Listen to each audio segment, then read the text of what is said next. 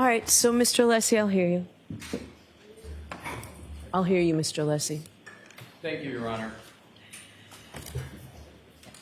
The topic I would like to raise with Your Honor is the timing and nature and significance of the information that the defense has received from the firm Aperture. And Your Honor may recall there are two individuals on the witness list that we understand are to testify in this matter. First is Dr. Judson Welcher, and the second is Shannon Burgess. And are they testifying in reverse order, though, than what you said? My understanding is, Your Honor, yes. Okay. My understanding, Mr. Brennan has the best information, is that it's proposed that Mr. Burgess testifies first and Dr. Welcher testifies thereafter. Okay. So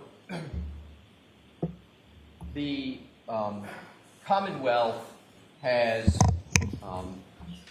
established in reports right up until not established, they had stated in the reports of Aperture, particularly the slide presentation of Dr. Welcher, a trigger called 1162.2 that they had associated in the report of Dr. Welcher with a specific time. And that specific time that they have associated with that trigger is 12/31/38 to 12/31/43. And we have been assuming that information, and this is from best memory, but I believe it's slide 137 or so, where this statement is in the slide. And so we have proceeded with our defense. We have proceeded with the work that has been assigned to ARCA based upon that time period. On May 8th, not too long ago, Your Honor, we received an amended report of Shannon Burgess that pushes that time period. Now, I'm just going to get it. So, although it was dated May 8th, we received it actually on May 11th. And in that report, Mr. Burgess states that he is making an amendment, and he is now stating that that infotainment trigger of 1162.2 is further back in time, and it is past 12/31/43. Do you have the time? I'm going to get the exact time, Your Honor. It is 12/32/16. And Your Honor may recall that the seconds, literally seconds, matter in the analysis of many factors. I won't go into them other than to say I went through and developed testimony with regard to the cross-examination of Mr. Whiffen. He had a timeline. He talked about much human volitional conduct. Suffice it to say that that information is literally, by seconds, determinative in some ways of various analyses. So we basically commissioned, if you will, ARCA to be looking at matters based upon the infotainment trigger 1162.2 of 12/31/38 to 12/31/43. As of May 11th, we received information that has changed that. Now, Your Honor, that is a Rule 14 violation, among other issues, but I wanted to start there. It's a Rule 14 violation. It's obviously, as I stated, an amendment of a report of a significant matter. And also, with regard to the defense's ability to provide a defense, we have to be able to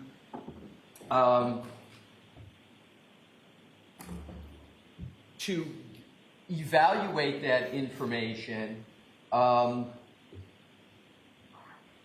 in terms of our entire defense. And it's just not limited to ARCA. It's our entire defense. The other data point I want to get to, so the effect it's had, we still haven't even been able to evaluate entirely that. And I believe, Your Honor, based upon the information that I have, that this may have been a calculated matter by the Commonwealth, but even assuming it's not calculated, the effect is pronounced. So what I want to do, Your Honor, is to look at what the reason Mr. Burgess has given, which leads me to be very concerned about a calculation and a strategy calculation here. Mr. Burgess states in his own words that the reason why he is changed, that time is being changed, is to, quote, align the trigger with Mr. Whiffin's analysis. And Mr. Whiffin's analysis is based upon the extraction data from Mr. O'Keefe's phone.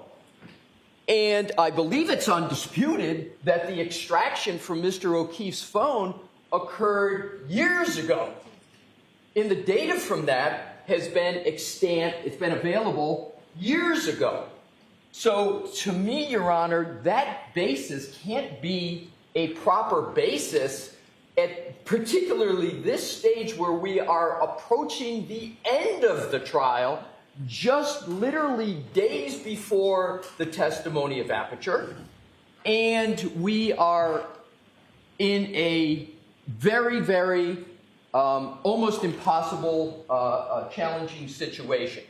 So, Your Honor, there are obviously, Your Honor knows the situation here. Our first request is that the May 8th report that we received on May 11th be not allowed, that it be not considered at all. As Your Honor knows, I don't like to use hyperbolic words, but the word has been used for us, against us, ambush, ambush, ambush. If there's ever an example of an ambush, this is it. And so, Your Honor, our request is that Your Honor find a Rule 14 violation, that Your Honor have the remedy be that the violation remedy be that this is not allowed, and that the Commonwealth proceed with its the information of Aperture that has been extant before the May 8th date of the report. Thank you. All right. Do you have another option if that's not something that we do, right? Because the Commonwealth moved to exclude ACCA or have them go by their old report, right?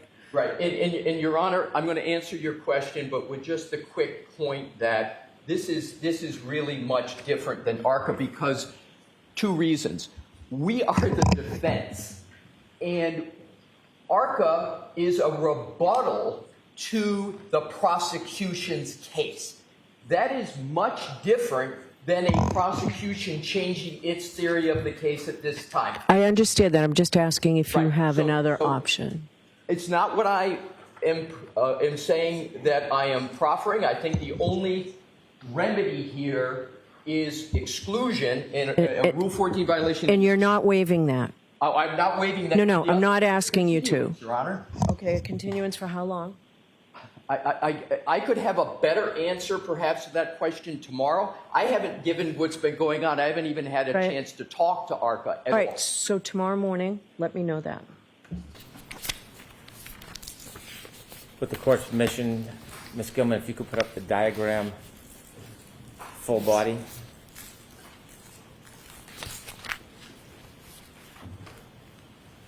If you could enlarge that a little more. Thank you very much. Could you explain this to us? Yes, this is the diagram that we use during every autopsy.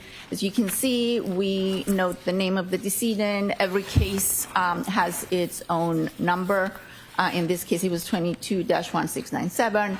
And then we take note of, as I mentioned, during the external examination, physical characteristics such as hair, eyes, teeth, And then on this diagram, we would note any scars we see on the body, any tattoos we see on the body, any injuries we see on the body, and any therapeutic interventions. Those would be things that are sometimes done either by emergency medical personnel or at the hospital. Everything would be noted on this diagram. Now, if you could take us through, I'm going to ask you, we'll go body part by body part, if that's okay. I'm going to ask you to begin with Mr. O'Keefe's face, the front of his face. And if you Yes. could, if you could enlarge that, Ms. Gilman. Thank you very much. Did you notice any injuries on Mr. O'Keefe's face? And if so, could you, I think there's a pointer available for you, doctor? If you could Yes. point out on the diagram what you observed. So on the diagram, well, first of all, there was medical intervention on Mr. O'Keefe that included an endotracheal tube that had been placed to help him breathe. But once all the intervention, all the medical devices were removed, I observed on his right upper eyelid a 1 centimeter laceration. So as we're looking at the diagram, this is the right side and this is the left side. So on his right eyelid, there was a small laceration.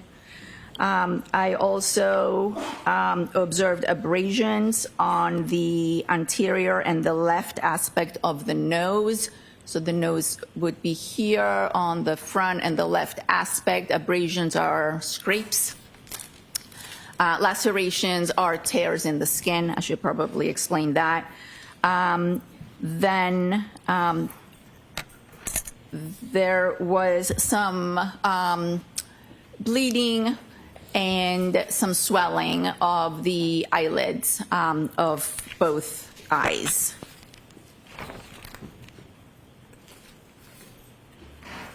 Does that complete your analysis? For the front of the face, correct, yes. May I approach, Your Honor? Yes.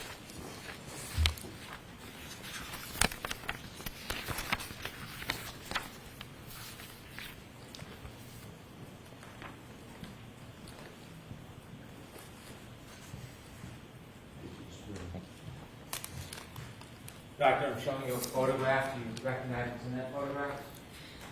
Yes, this is a photograph of Mr. O'Keefe's face. Does that photograph depict any of the observations or injuries you made that you just described to the jury? Yes, it shows the small laceration that I noted during the autopsy on the right eyelid. You can see some of the swelling and some of the bleeding over his eyelids.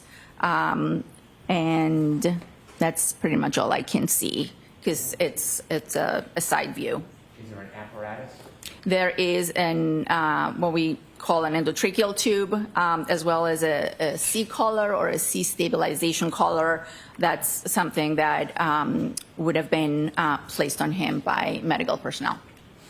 All right, we'll listen to evidence and ask for instruction. Okay.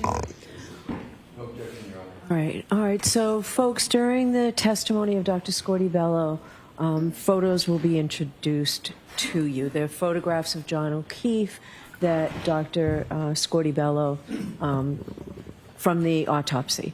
So you'll have them in the jury room with you. I'll put them in an envelope, or I'll ask that they be put in an envelope. So if you don't want to look at them now, you don't have to. At some point, we'd ask that you make sure you look at it. These photos are not pleasant, and you may find that they're graphic. But what's important for you to know is that your verdict must not in any way be influenced by the fact that these photographs may be unpleasant or graphic. The defendant is entitled to a verdict based solely on the evidence and not based on pity or sympathy for Mr. O'Keefe, which might be occasioned by these photographs. So consider the photographs only as they draw your attention to a clinical, medical status, or to the nature of Mr. O'Keefe's injuries, or to the nature of the incident itself. So they'll be displayed up on the screen for you as well. The last exhibit is Exhibit 156. Thank you.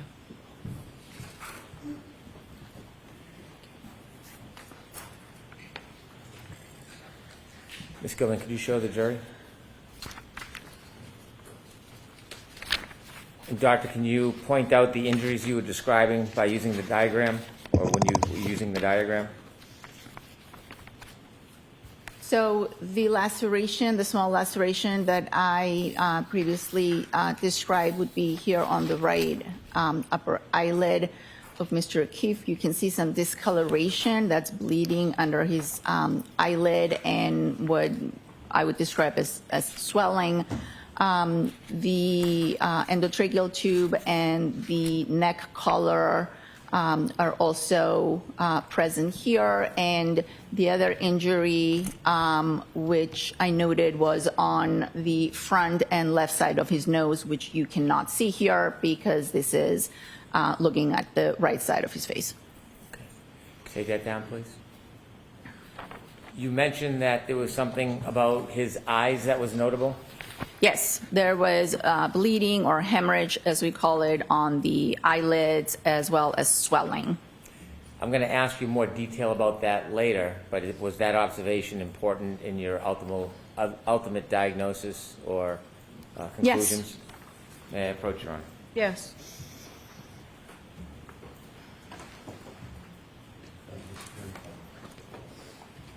I'm showing you another photograph. Do you recognize that? Yes, this is another picture showing Mr. O'Keefe's face.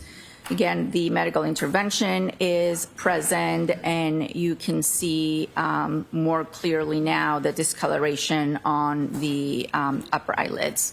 Is this vantage point helpful for your ultimate conclusions and diagnosis? Yes. Your Honor, move this into evidence. No objection, Your Honor.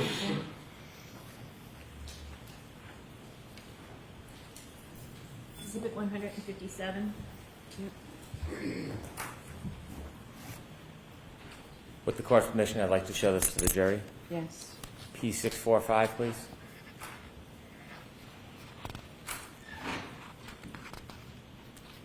Doctor, could you point out what was significant regarding Mr. O'Keefe's eye area? So I noted that there was discoloration, that's bleeding, that's blood, that's under those eyelids. The eyelids appear puffy, that's what we call edema or swelling. And then also there were two abrasions, two scratches on Mr. O'Keefe's nose. You can see one here and then the other one on the more front part of his nose. Okay, could you take that down, please?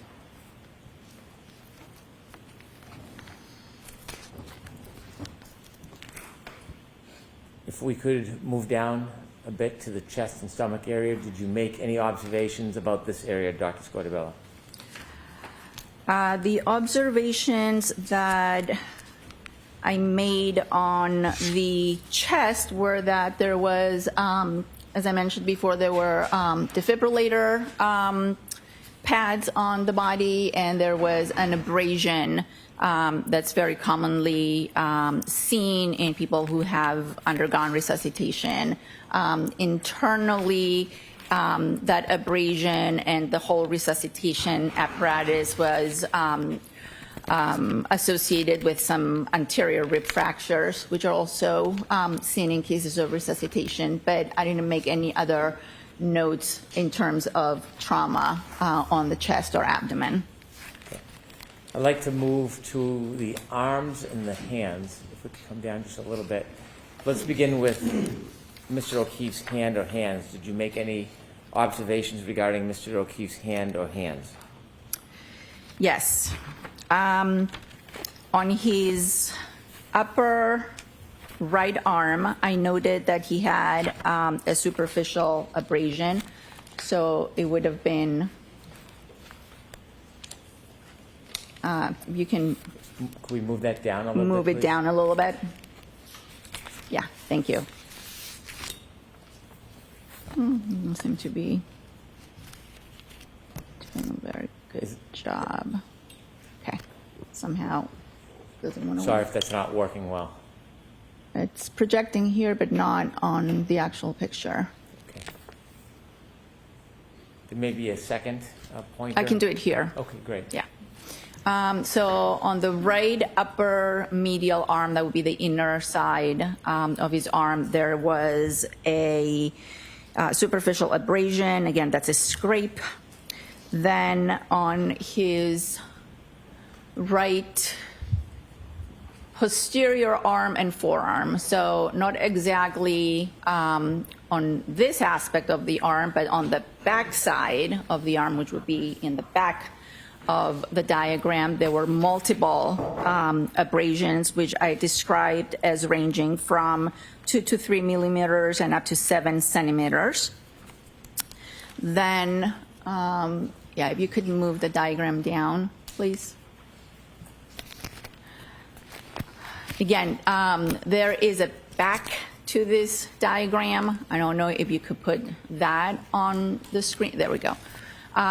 So this is now the right side, and this is the left. I noted that there were 2 bruises on the back of his right hand, also a faint scratch on the back of his left hand, and then moving down to the lower extremities or the legs. If you could please show the front. There was a small abrasion, a small scrape on the side of his right knee.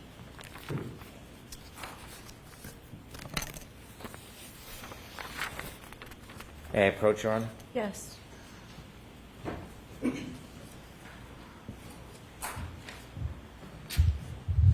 Doctor, I'm handing you a photograph. Do you recognize what's in that photograph? Yes. And what is it? This is the back of Mr. O'Keefe's right hand, I believe. Is that a fair and accurate depiction of how his hand appeared when you examined him? Yes. Will this is evidence, please? No objection, Your Honor. Okay. Exhibit 158.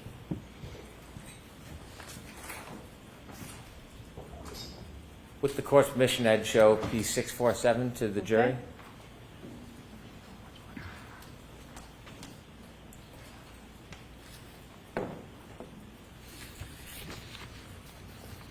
And could you explain, you said there were 2 bruises. Could you point those out for us? Yes. There's one here and one here. Did you attempt to assess those, determine whether you could conclude or opine on a cause of those? No, I did not. Well, I take that back. I'm sorry. So this particular one has 2 small little pinpoint defects in the middle, which we sometimes see when emergency personnel tries to get access to a vein for fluids, for intravenous fluids. So, but I did not put that in my report. I just described it as a contusion. Is it common to see that type of coloration where medical personnel put intravenous or other types of support into somebody's hand? Yes, it's very common for the skin to bruise when someone tries to get access to a blood vessel. The other coloration that is unrelated to those 2 small points, would you have a description of what those are? No. I'd also like to show you exhibit number 1.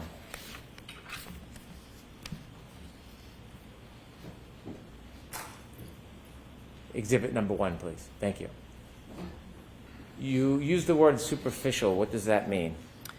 Superficial means that the abrasion is on the superficial layers of the skin, usually the epidermis and sometimes the dermis, but there's no penetration of the skin.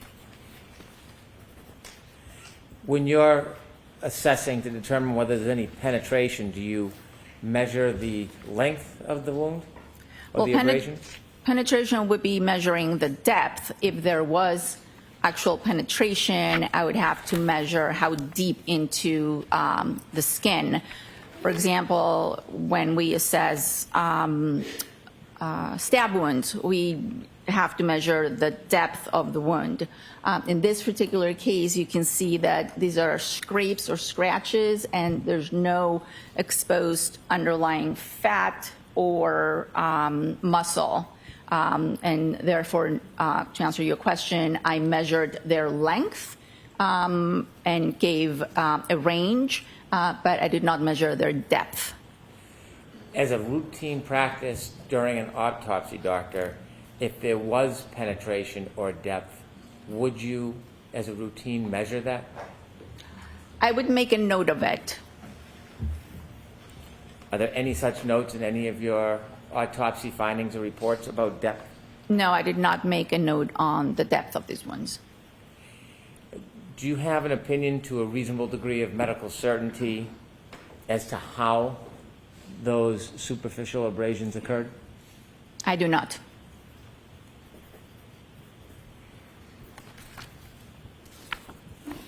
And I asked you about the hand, which we just saw, and I should ask you the same question. Do you have an opinion to a reasonable degree of medical certainty how that coloration, aside from the medical intervention, do you have an opinion to a reasonable degree of medical certainty how the other discoloration happened on Mr. O'Keefe's hand? I can state to a reasonable degree of medical certainty that that's a bruise, a contusion, but I cannot tell you how it occurred. And to summarize finally what we've been through so far, regarding the scrape on Mr. O'Keefe's right eye, can you provide an opinion to a reasonable degree of medical certainty how that scrape occurred? No, I cannot.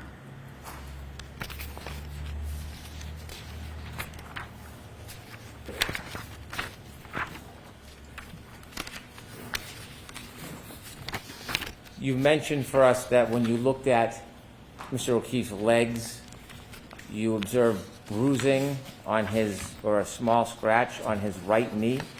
Correct. I don't want to summarize it. Can you describe that Can we turn more the lights on, specifically? please? Thank you. Yes, I described it as a 0.5 centimeter abrasion on the right lateral knee. Did you see any marks or abrasions on his left knee? No, I did not. Was the mark scratch on Mr. O'Keefe's right knee on the inside or the outside of the knee? It was on the lateral aspect, which would be the outside. Thank you. May I approach? Yes.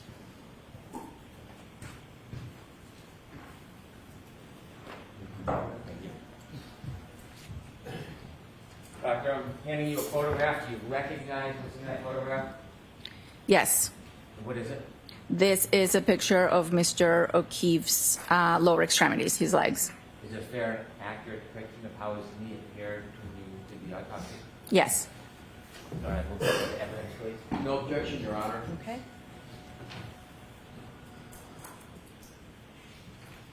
159. Thank you.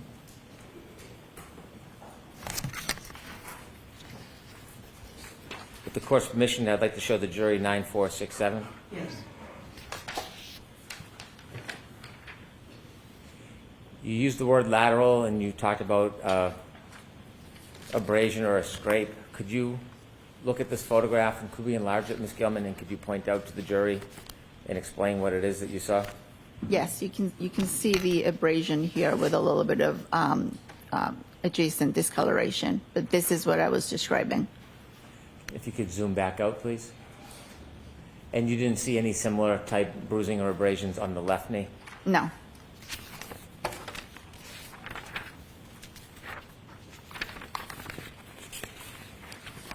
During your autopsy, did you notice any injuries internally to Mr. O'Keefe's rib area? Yes, I did note that there were rib fractures on the anterior, that would be the front, of his 4th and 5th ribs. And so would that be his left or right side? It would be both the right and the left, and it would be the part of the rib that is closer to the sternum. Is there a number of ribs that had fractures, or are they connected as one? The fourth and the fifth, both on the right and the left, close to the sternum. Have you, in your experience, seen ribs fractured during first aid or medical intervention? Very often, yes. Given your experience and your study of Mr. O'Keefe's body, do you have an opinion to a reasonable degree of medical certainty how those rib fractures were obtained? I believe those rib fractures were due to resuscitation. And you have that opinion to a reasonable degree of medical certainty? Yes.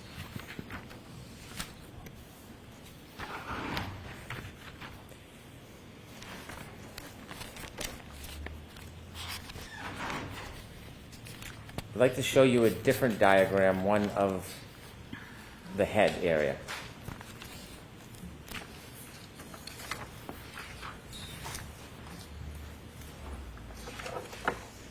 If we could enlarge the bottom right. Thank you. Using that diagram, could you assist us, doctor, and explain to us any observations you made about the back of John O'Keefe's head? Yes. The main observation was a laceration that is a skin tear on the back of Mr. O'Keefe's head to the right of midline. So this would be the midline. The laceration was somewhere here, is what we call the right occipital area. And associated with that, there was an abrasion over it that would have been here. So this was what we call a compound injury, an abraded laceration. We'll turn in a few moments to your autopsy observations about the inside of Mr. O'Keefe's skull. But first I want to just show you a photograph relative to what you described to us. May I approach, Your Honor? Yes.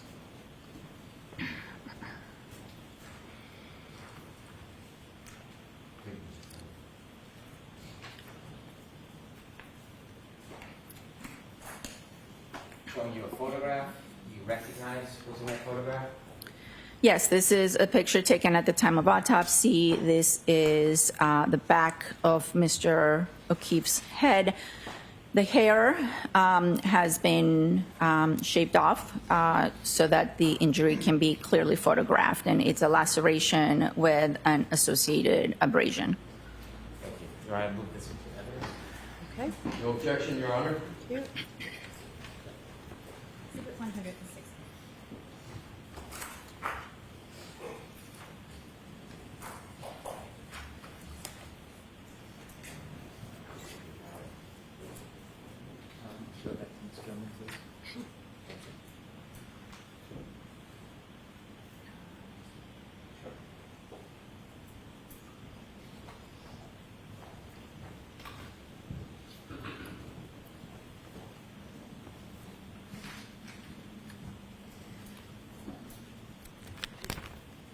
When you examine the laceration, do you measure it?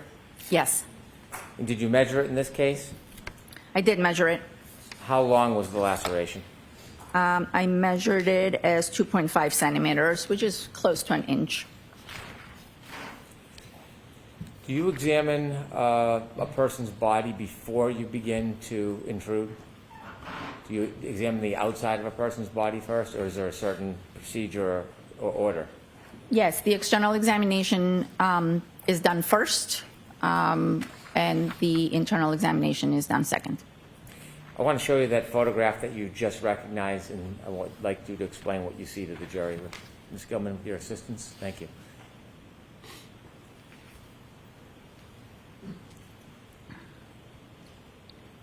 This is the laceration that I noted, and this is the scrape that's associated with it. Take that down, please.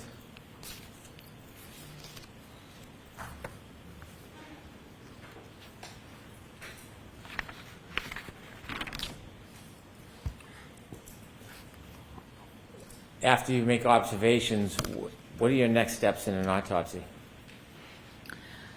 the internal examination. After the external is performed and pictures are taken, then we proceed with the internal examination of both the, as I mentioned before, the torso, the body, as well as the head. I'd like you to take us through the internal examination. Did you have a chance to look internally behind the laceration you saw on the back of Mr. O'Keefe's head? Yes. And when you did that, could you describe for us what you saw? Yes.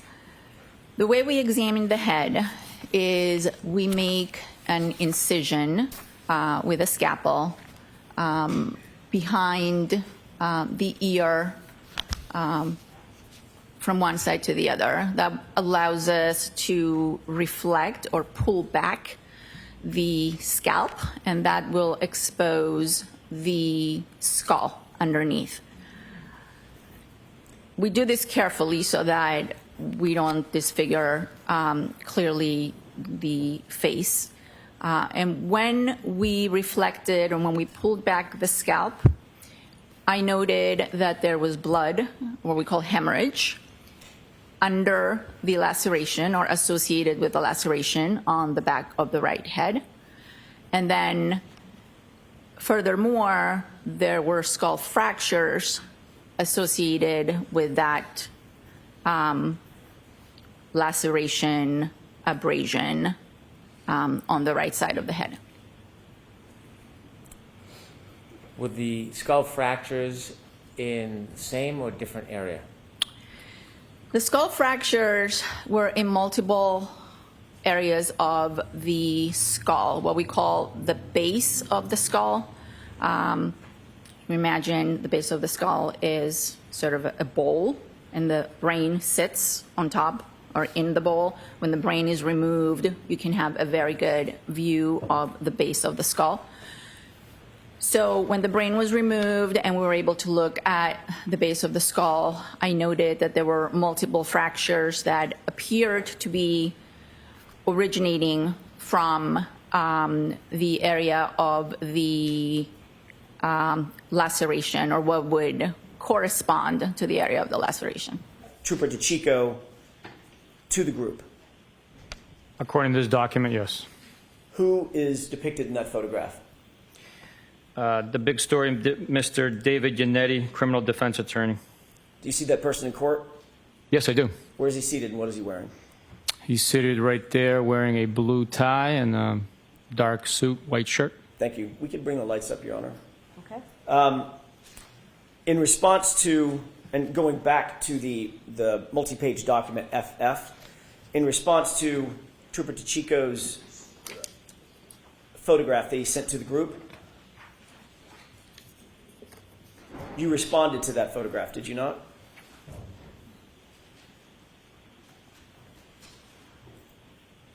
Yes, this document indicates so, yes. And you responded by laughing at it, correct?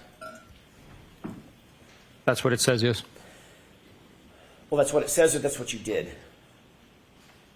I don't remember. Trooper Proctor then, former Trooper Proctor, Michael Proctor, then responded, correct?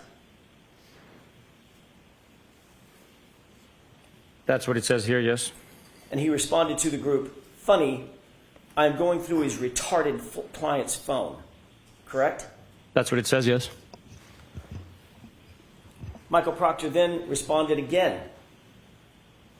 Is that right? Yes. He wrote, no nudes so far, correct?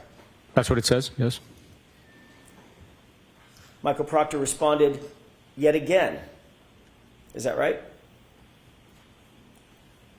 That's correct. And in reference to Mr. Yannetti's photograph, he wrote, I hate that man. I truly hate him. Correct? That's what it says.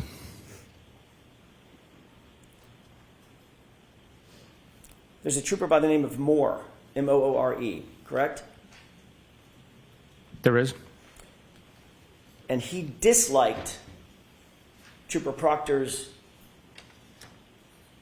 phrase, his statement, no nudes so far, correct? That's what it says. did that indicate to you that Moore was disappointed that Trooper Proctor, Michael Proctor, had not found naked pictures of Miss Reed as yet? I don't know what that indicated for Mr. Moore. And then you responded to the phrase, funny, I'm going through his retarded client's phone. Correct? I acknowledged that text message being sent. You acknowledged it by liking it, correct? With a thumbs up. I acknowledged it by responding with a thumbs up emoji. The fact is, Trooper Proctor told you, his supervisor, in this series of text messages, that he was going through Miss Reed's phone. Is that right? Correct. And he also informed you, his supervisor, that he was going through her phone looking for nudes or naked pictures of her on her phone. Correct? He did not tell me that he was going through naked pictures, for naked pictures through the phone. He wrote, no nudes so far, right? That is what is written, yes. What did you think he was looking for when he wrote that phrase? I don't know what he was looking for. What would be a reasonable interpretation of what Michael Proctor was looking for when he wrote, no nudes so far?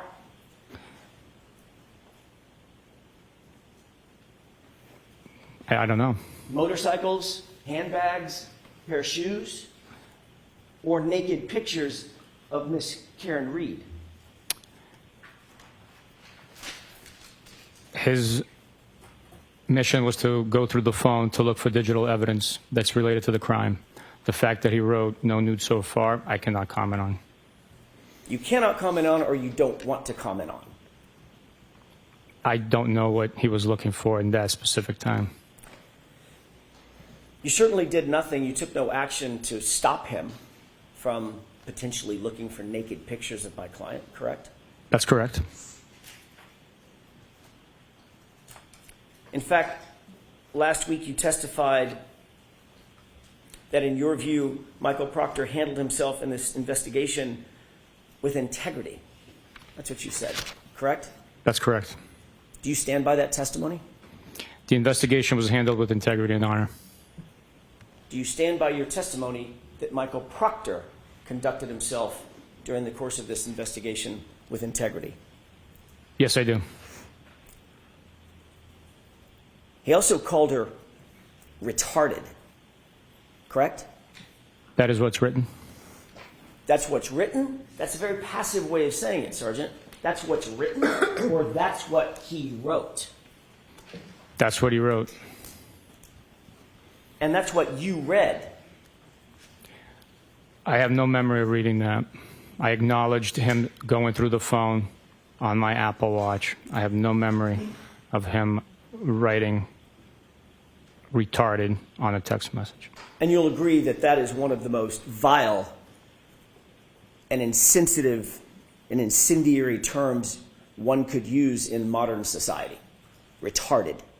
Correct? That is correct.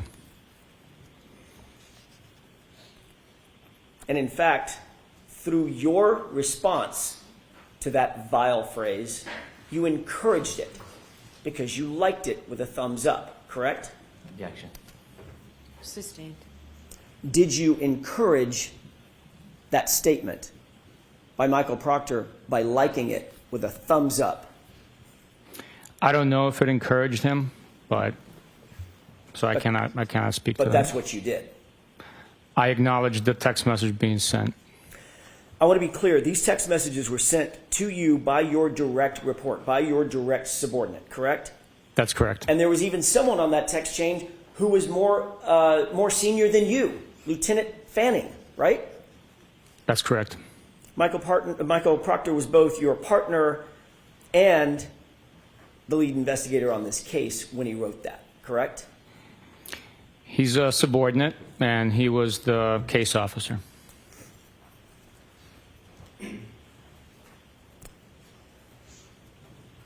This thread, text thread, contains communications between a subordinate, the person you call the case up. By the way, let me ask you another question. Did you ever, during the course of the investigation in which you were a part, the sustained findings, the internal affairs investigation, did you ever review Colonel Noble's determinations about your subordinate, Michael Proctor? Objection.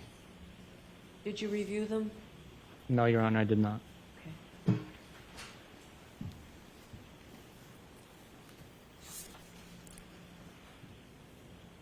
What would Colonel Noble call Michael Proctor's title in this case? You think he'd call him the case officer or the lead investigator? What is your experience with Massachusetts State Police in that regard? Objection. Sustained.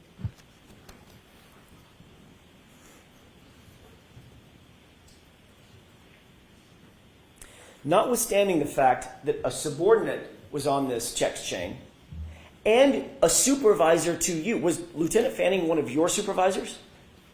Yes.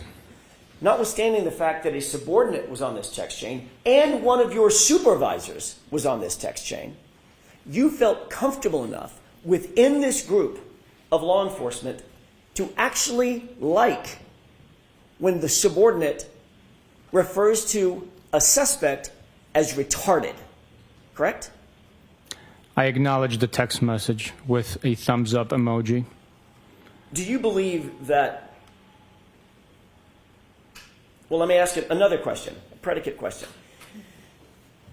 You were also comfortable enough with that text chain to receive information that your subordinate was looking for naked pictures on a suspect's phone, a woman, no less. Correct? You took no remedial action against Trooper Proctor for that, correct? No, I did not, no. Do you believe, as you sit here, that that was a misuse of power and authority by a Massachusetts State Police officer? By myself or No, somebody else? by Michael Proctor. Misuse of what? Misuse of authority and power. To go through a suspect's phone, to get her phone using the authority and the power vested in that officer by the community members. That's the power that you derive, correct? You work for the public. Would you agree? Objection. Sustained. Do you believe it was a misuse of his authority and power to use Massachusetts State Police authority to go through her phone and look for naked pictures of her? Objection. Sustained. Do you believe it was a misuse of authority or power to go through her phone and potentially look for nudes? Objection. Sustained. Let me ask it differently. Did you think his text was appropriate? I don't remember reading that text. As you sit here now, do you think that text is appropriate? No, it is not. Do you think it's professional? No, it is not. Do you think it shows integrity? That text message does not show integrity. Do you think it shows honor? A word I expect you hold dear. That text message does not show honor. On October 15th, 2022, you completed a performance review of Michael Proctor, correct? That's correct. Specifically, you were asked to rank his, quote, oral and written communication skills, end quote, correct? Correct. That's part of an overall evaluation and performance review, is that right? Yes, overall 90-day, quarterly, annual review. You were specifically asked to rank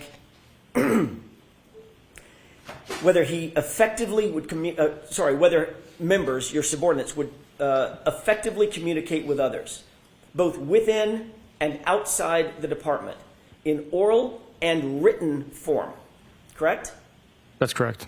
And you rated him as exceptional, a number 4 rating out of 5, correct? That's correct. You actually went on to write and comment on Michael Proctor. And you wrote, quote, Trooper Michael Proctor displays professional demeanor, composure, dignity, and respect during the performance of his duties, and especially during his interactions with the public. This is seen during interviews with witnesses, suspects, as well as victims and their families, end quote. That was a statement you wrote about Michael Proctor, correct? That is correct. And this is after the text chain that we've just been talking about, where he calls Miss Reed retarded and references looking for nude photographs of her, correct? That is correct. Was your statement in that evaluation true or false? It was true. You knew Michael Proctor's proclivities, obviously. He told them to you, correct?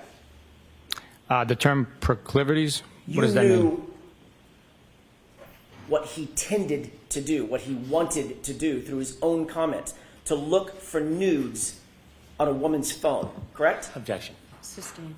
You were aware, sir, that he had received evidence in a case, evidence that doesn't belong to him, belongs to the Massachusetts State Police, at least at that point, correct? The cell phone. I was aware that he received a cell phone, yes. And he used that power and the authority to go through that cell phone and look for nudes of my client, correct? Objection. Sustained.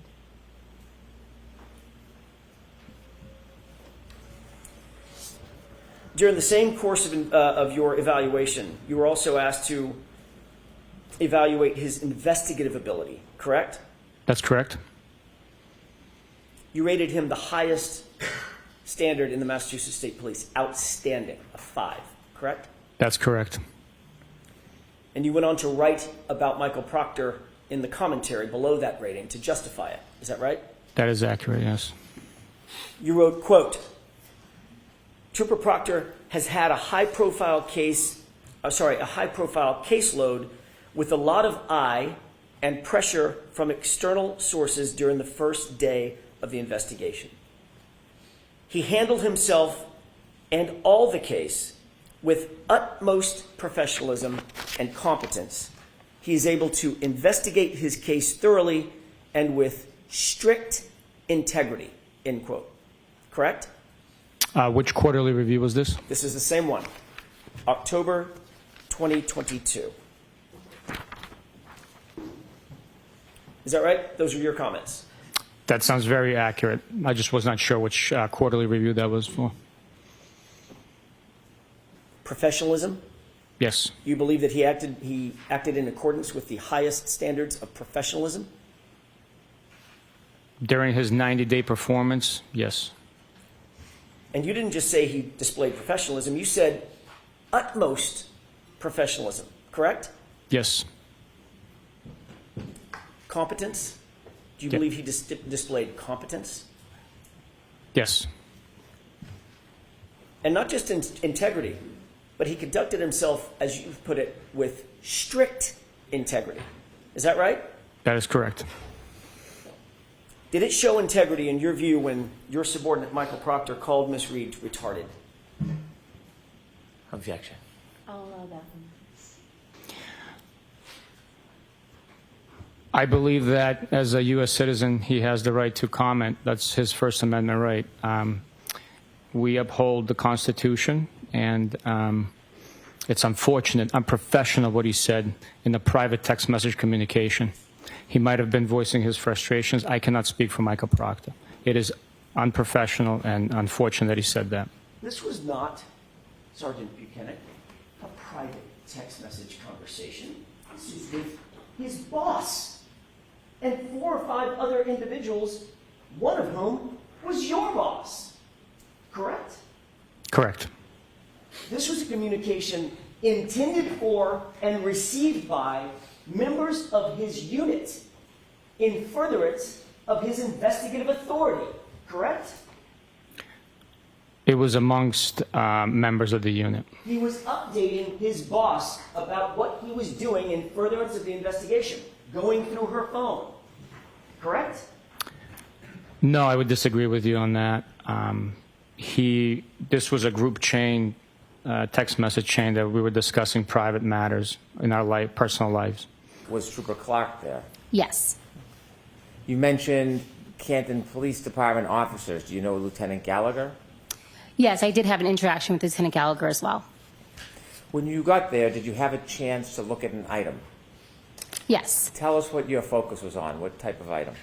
I was asked to examine a black Lexus SUV. And was there a black Lexus SUV? Yes. As you were observing and making, analyzing the item, did you see whether anybody was taking photographs? Yes. When there's a person taking photographs, do you ever have any input or direct them, or do they do that totally independent of you? After they're done doing what they're required to do, I will ask them to take specific photographs because I do not perform that function at a crime scene. When you first arrived, did you have a chance to walk around the vehicle? Yes, I did. Did you observe the vehicle from standing behind it, looking at the back of it? Yes, I did. May I approach, Your Honor? Thank you. Yes. No, thank you, Mr. Brown. I'm handing you a document. Do you recognize that? Yes, I do. And what is it? This is the rear of the black Lexus SUV. Does that photograph, does it appear to be substantially accurate to what you saw that day? Yes, it is. Is it a fair and accurate depiction of what you saw? Yes. May I approach again? Yes. I would move this into evidence, please. Okay. No objection, Your Honor. Exhibit 138. With the court's permission, I'd like to show P-145. Okay.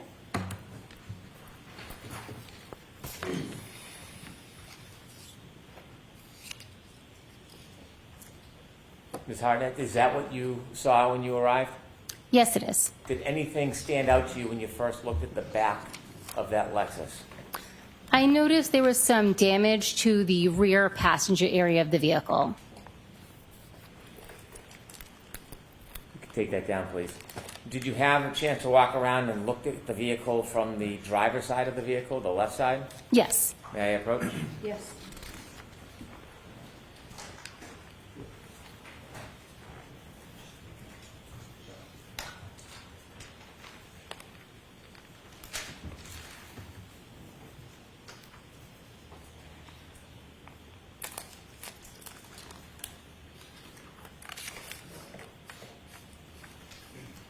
Thank you, Mr. Brown.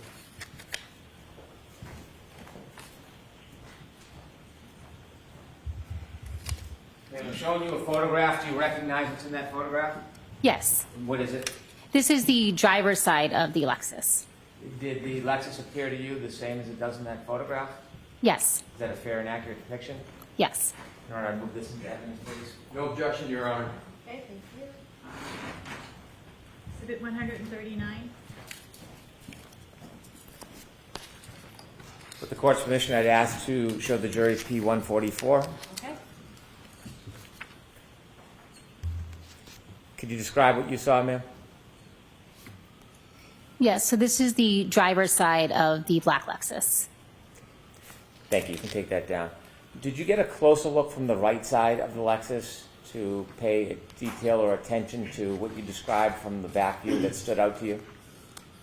Are you referring to the damaged area? I am. Yes, so I did take notes of that area and as well as had additional photographs taken of that area. May I approach, Your Honor? Yes.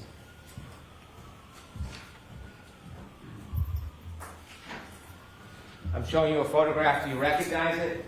Yes. What is it? This is a close-up photograph of the rear passenger side tail light area. Does that photo depict what you saw that day? Yes, it does. Is it a fair and accurate depiction? Yes. With the court's permission, I'd like to use that as an exhibit. No objection, Your Honor. Okay. Thank you. Exhibit 140. May I show it to the jury, Your Honor? Yes. P-161, please.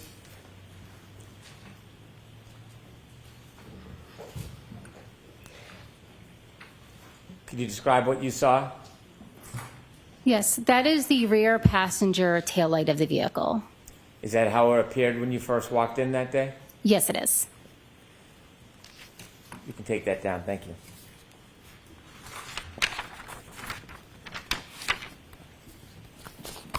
When you examine an item like a car, do you take any type of efforts to protect from contamination?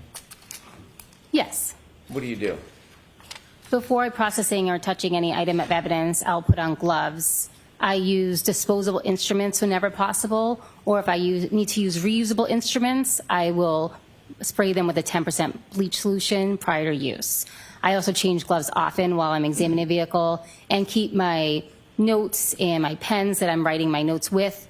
I don't put on gloves when I touch those, and then when I go back to examining the vehicle, I will then re-put on gloves to protect the evidence. If you see something of note, something that stands out to you, do you have any way of marking the item? Yes, I take diagrams at the scene and note on my diagrams anything of note. And as I had said, if there's anything that I also want close-up photographs, then I will request the crime scene services trooper who's assigned to crime scene to take those photographs. Do you ever put any type of markers on the item itself?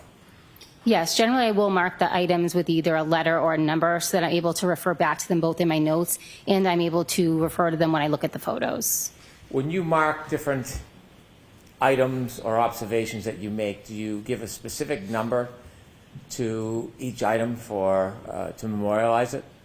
Yes, I either use a lettering system or a numbering system. And how do you memorialize it? Do you put it in writing? Yes. What do you do? On my diagram, I will refer to something, for example, as letter A, and then I'll also mark that item using a marker on the item of evidence with the same letter so that I can connect and associate the photograph with my notes and anything that I collect as well. In addition to the broken taillight that we just looked at, did you make observation of any other things? And I'm just asking generally, not asking you to specify. Yes. Were there other things that stood out to you? Yes. Did you take any swabs to see if there was any biological evidence? Yes, I did. Where did you take swabs from as far as trace for blood? I screened for blood on various areas of the undercarriage of the vehicle. And what was the results? Those were negative. What does negative mean? It means that there was no blood present in that area, or if there was, it was below the level of detection of our test. Did you make any observations where you saw items or marks of interest? Yes. I want to ask you about any observations you made of the back bumper. Was there anything significant that you saw relative to the back bumper of that vehicle? Yes. And share with us what you saw. There were scratches on the bumper as well as apparent pieces of glass on the bumper. When you saw what you believe to be pieces of glass on the back bumper, what is the process you follow? I gave those an identifying letter. I noted those items in my diagram, and then I eventually collected those items. How do you collect them? I would have used either disposable tweezers or tweezers that were cleaned with a 10% bleach solution. After you collect the items, for example, glass on the back bumper, what do you do with that? In that moment or later on? Take us through from the moment you have it till the end. So I would put those pieces of glass into a glassine envelope, which are then packaged in a larger manila envelope. They are sealed and dated and initialed with my dates and initials. Eventually, when I return to the lab, those pieces are given an item number and then secured in our cold room. Is each piece of evidence given a separate item number? Yes. As far as the entire case, your entire response, not the separate pieces of evidence you may find, is it assigned a particular number or a case number? Yes, each case will get a larger case number, and then each item within that case gets an individual item number, so that item can be tracked throughout the lab. Do you remember from your memory what the case number of this investigation as far as your response was? Yes. Could you share that with us? The case number assigned to this in the laboratory information system was 22-2184. I want to go back to the glass in the bumper. May I approach, Your Honor? Yes.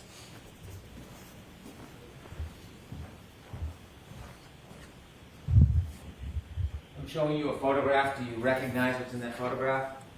Yes, I do. Is that a fair and accurate depiction of what you saw that day? Yes. And could you generally describe what you see? This is a close-up photograph of the apparent glass on the bumper of the vehicle. Can we listen to evidence, please? No objection, Your Honor. 141.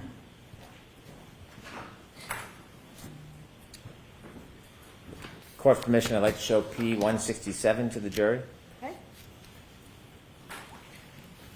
There are 2 pointers in front of you. Would you mind pointing out for the jury what stood out to you? And Ms. Gilman, could we get a little bit of a close-up on that bumper, please?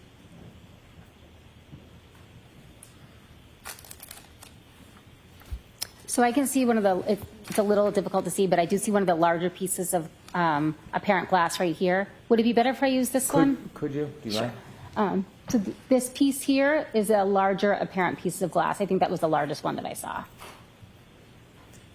And those 2 white stickers, could you tell us what those are? This sticker, this sticker here is marking where the apparent pieces of glass are. Is there another sticker above, or is that just I'm a not different sure. item? If you could close up, I'm not sure what that is.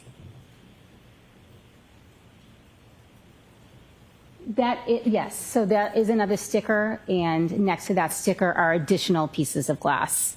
Those items to the right of that picture, are those pieces of glass? Yes, I would say that's an apparent piece of glass here, and this one. And could we just go down to the bottom part again, please?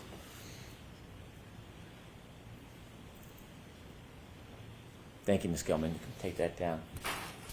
Did you collect what appeared to be items of glass? Yes, I did. Were they assigned a particular number? Yes. Do you know that number offhand? I would have to refer to my notes. With the court's permission? Yes. Thank you.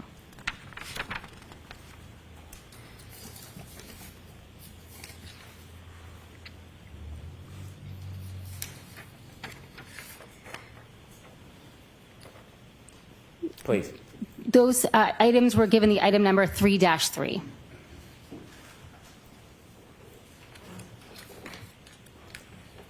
Did you focus on the right rear side of the vehicle beyond the broken taillight?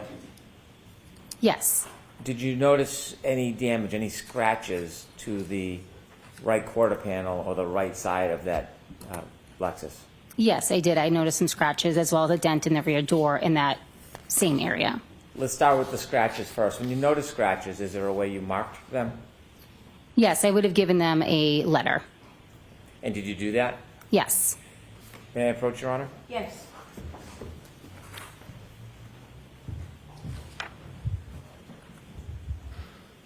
Showing you a photograph. Do you recognize that photograph?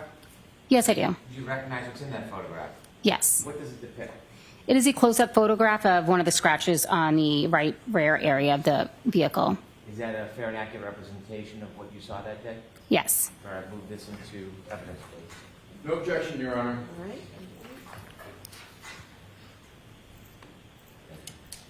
Exhibit 142.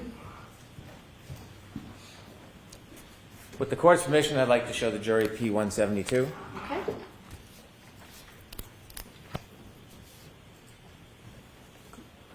Could we close up just a little more, Ms. Gilman? Thank you. Starting at the bottom, what is that, ma'am? That is a close-up of the scratches that I noted in that area. And could you zoom out again, please, Ms. Gilman? Is that on the back bumper or the right quarter panel? I believe it's on the right bumper. It's a little difficult to make out in that photo. Could you zoom in again and move up just a little higher, Ms. Gilman? Thank you. You have another sticker on the top? Yes, I do. Do you know what that is? Yes, I do. What is that? That is an apparent hair that I noted in that area. So that doesn't designate a scratch. That's something entirely separate and different. That's something different, correct? We'll get to that later. I just wanted to point out that it's not a scratch. Now, you mentioned that you saw a scratch. Was it a singular scratch or a number of scratches? Could you zoom in, please, Ms. Gilman? It was a couple of scratches.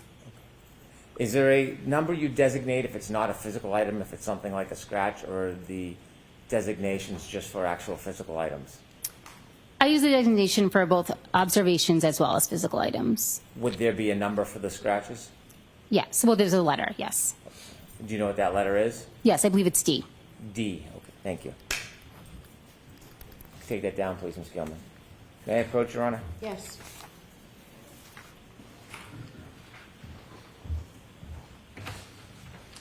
I'm showing you another photograph. Do you recognize what's in that photograph? Yes. What is it? That is damage that I noted on the rear trunk door of the vehicle. Is that a fair and accurate depiction of what you saw? Yes. When you say damage, what type of damage did you notice? There was some scratches as well as a dent. I'd like to move this into evidence. No objection, Your Honor. Exhibit 143.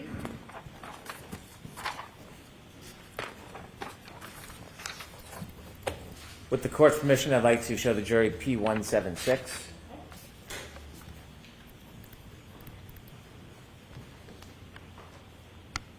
Can we zoom in just a little bit more, please? You told us that you saw both dent and scratches. Starting with the scratches with the pointer on the TV to your right, could you show us where you saw further scratches? So the scratches are up above, and then down here there's chipped paint and a dent. And where is the dent in relation to the scratches? Just below it. Could we zoom in a little more if we could, Ms. Gilman, please? Can you see in this photograph the dent that you saw? Yes, I was referring to this area here as a dent in my observations. Thank you. You can take that down, please.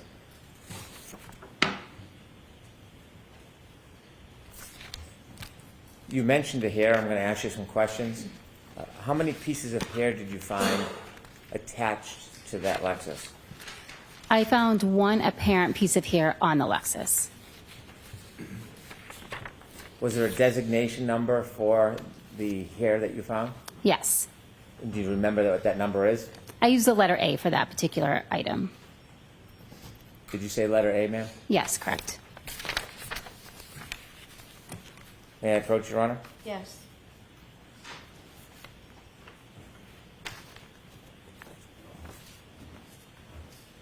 I'm going to show you two photographs. Could you take a look at the first photograph, please? Do you recognize that picture? Yes, I do. And what's in that photograph? This is a photograph of the apparent piece of hair I noted on the rear area. Is that a fair and accurate depiction of what you saw that day? Yes. Turn to the second photograph, please. Do you recognize what's in that photograph? Yes, I do. What is it? This is an additional photo of the apparent hair on the vehicle.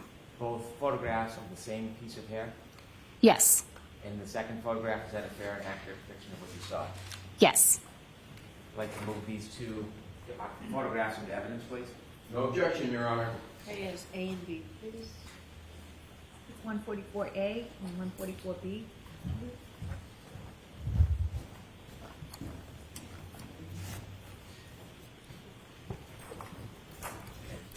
With the court's permission, I'd like to show P173 to the jury.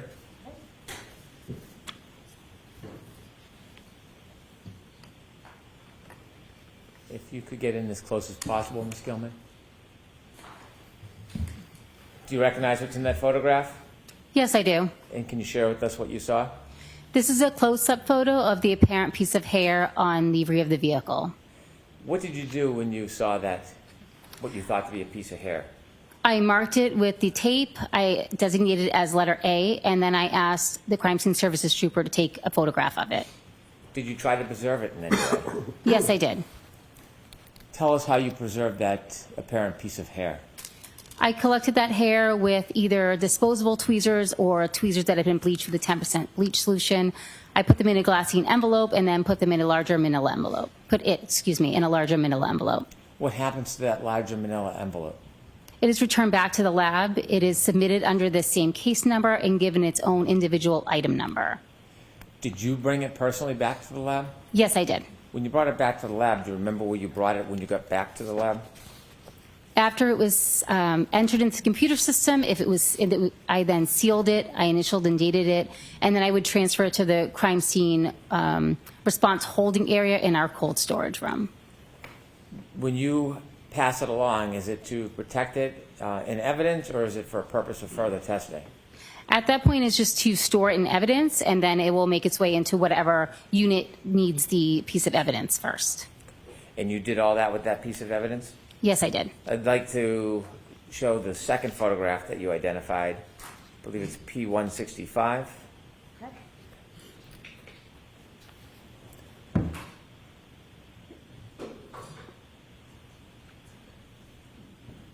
Do you recognize that photo? Yes, I do. Okay, what do you recognize that to be? That's an additional photo of the apparent piece of hair on the rear of the vehicle. In the two different photos, are they taken from the exact same angle? I believe they're taken from slightly different angles. And the hair is, could you point that out with the pointer of the hair that you found? This hair is the apparent hair. Thank you. You can take that down, please.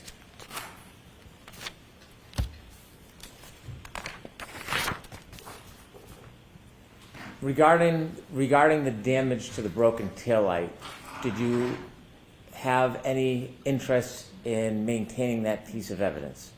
Yes, I did. What did you want to do? I wanted to collect the entire taillight housing. Why did you want to do that? If there were pieces from the taillight that could be later matched to the taillight, I needed the entire housing to be processed at the lab. Did you make efforts to try to maintain or remove or preserve that entire taillight housing? Yes, I did. What's a taillight housing? Excuse me? What is a taillight housing? I'm referring to the entire piece, including the back, the glass covering, the light bulb inside. So it's in the entire unit. Did you attempt to remove that entire unit yourself? I did. Were you successful? No, I was not. So what did you do? A Canton police officer that was in the Sally Port at the time offered to help disconnect it with some tools that he had. Have you ever seen whether there's video that memorialized that entire event? Yes, there is. And have you ever watched that video? Yes, I did. Does that video show you attempting to remove the housing and then receiving assistance from somebody? Yes. When that housing was removed, what happened to it? I then placed it in a box, I believe I placed it in a paper bag in a box, and then once I brought it back to the lab, I added additional cushion with additional paper to protect it from any further damage. Were you going to keep that housing, or were you going to put that in evidence for other reasons? That was put into evidence storage for the time being. May I approach, Your Honor? Yes.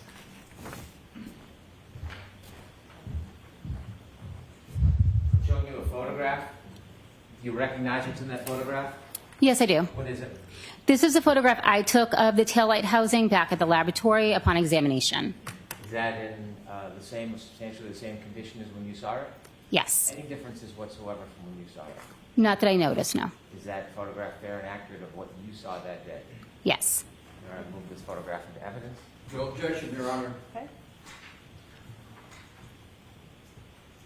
Exhibit 145.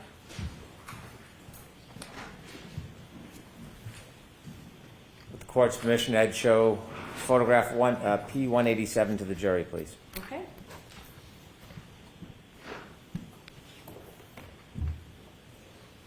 Could you tell us what that is?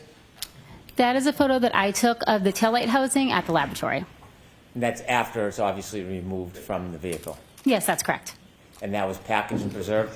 Yes. You could take that down, please. Do you have the actual item, the actual housing with you? I believe it is here, yes. With the court's permission, I'd ask the witness to be able to open the item, show it to the jury, and then I would move it into evidence. Okay. Thank you. If you would you please remove the item from that box? Yes. May I approach? Yes. Do you have gloves available? I brought gloves, yes. Very much.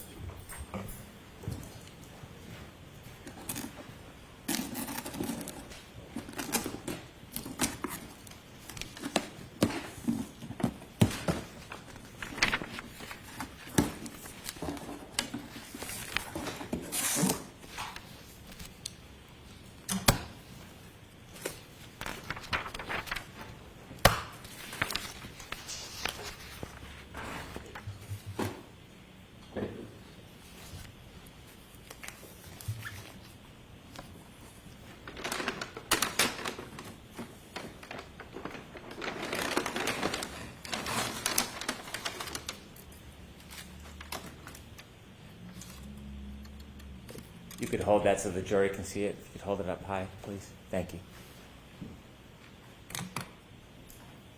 Thank you very much. If you could return that to the box.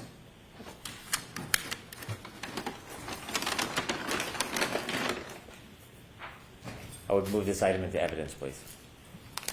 No objection, Your Honor.